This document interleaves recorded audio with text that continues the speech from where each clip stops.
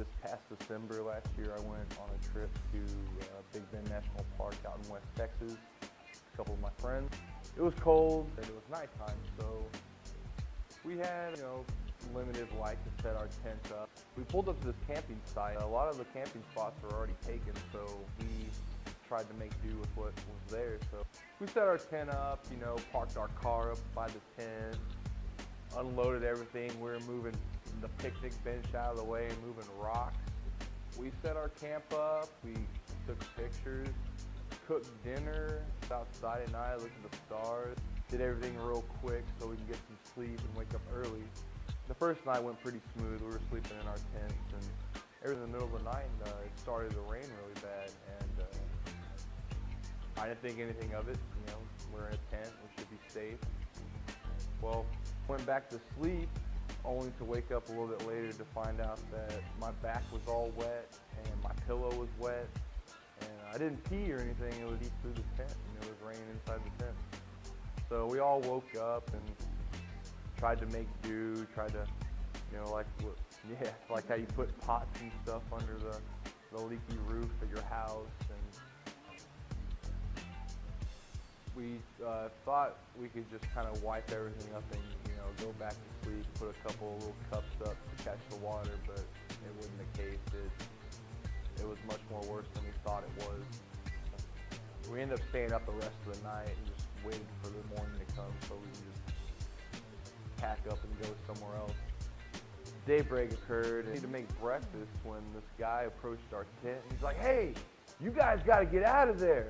Y'all guys are camping in a trailhead, and if the ranger comes, he's going to fine you no less than $300. So we all freaked out, and we broke down our campsite. And it must have been record time because we packed everything up that we unpacked the whole night in under 10 minutes, loaded the car up, and we were gone.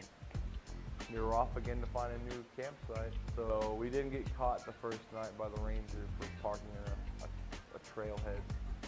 And apparently moving rocks and stuff at the national park is a serious offense because he told us that we had to put the rocks back that we moved if we didn't want to get in trouble. That was just the first night. We fled the scene and to go look for another campsite. So that day we drove around looking for different kinds of sites to see. Second night we find another campsite, one that's more secluded, so we didn't have to worry about that. We fortified our tent a little bit more. We put sheets up. We went and bought a tarp.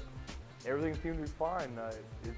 Night rolled around again and started raining, and we were a little bit more confident than we were the previous night. It was a little bit better. We didn't get as wet.